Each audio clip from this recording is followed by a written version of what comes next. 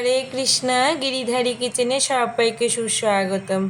আমি ফুলকপিগুলো প্রথমে লবণ জল ফুটিয়ে নিয়ে ভাপ দিয়ে নিয়েছি। এবারে কড়া বসিয়ে 2 চামচ তেল দিয়ে ফুলকপিগুলোকে সুন্দর করে ভাজতে বসিয়ে দিলাম।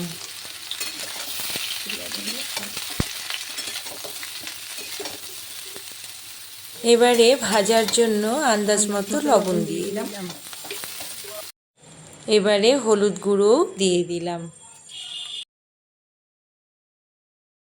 এখন রং চেঞ্জ হওয়া অবধি ভেজে নিয়ে আমি অন্য পাত্রে ঢেলে রাখছি।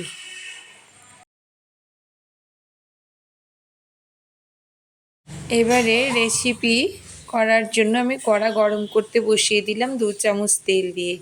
এখন এলাচ আর দারচিনি একটু থেতো করে ফোড়ন দিয়ে দিলাম আর একটা তেজপাতা।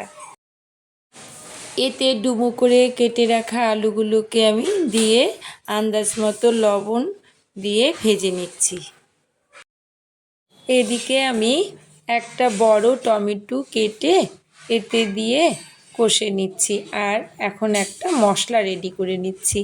1 চামচ জিরের গুঁড়ো, 1 চামচ ধনে গুঁড়ো, আন্দাজ মতো এবারে কাশ্মীরি গুঁড়ো লঙ্কা 1 চামচ ছোট চামচে কালার হওয়ার জন্য দিয়ে দিলাম। এই মশলাতে কাঁচা লঙ্কা আদা বাটা দিয়ে দিলাম, দিয়ে গরম জল মিশিয়ে গুলে নিলাম। এখানে বলতে ভুলেই গিয়েছিলাম 1 চামচ হলুদ গুঁড়োও দিয়েছি।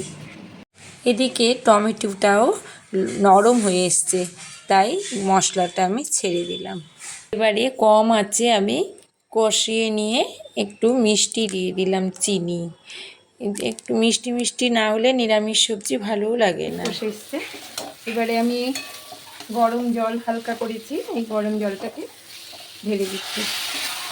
হালকা একটু ঢেলে দিচ্ছে, দিয়ে কপিগুলো এবার ছেড়ে দেব। আন্দাজ মতো ফুলকপিটাকে জল ঢেলে দিলাম, গরম জল।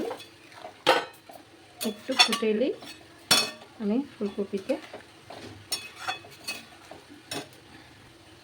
ফুটে এসছে, এবারে আমি ফুলকপিগুলো ভেজে রাখা ফুলকপিগুলো দিয়ে দিচ্ছি।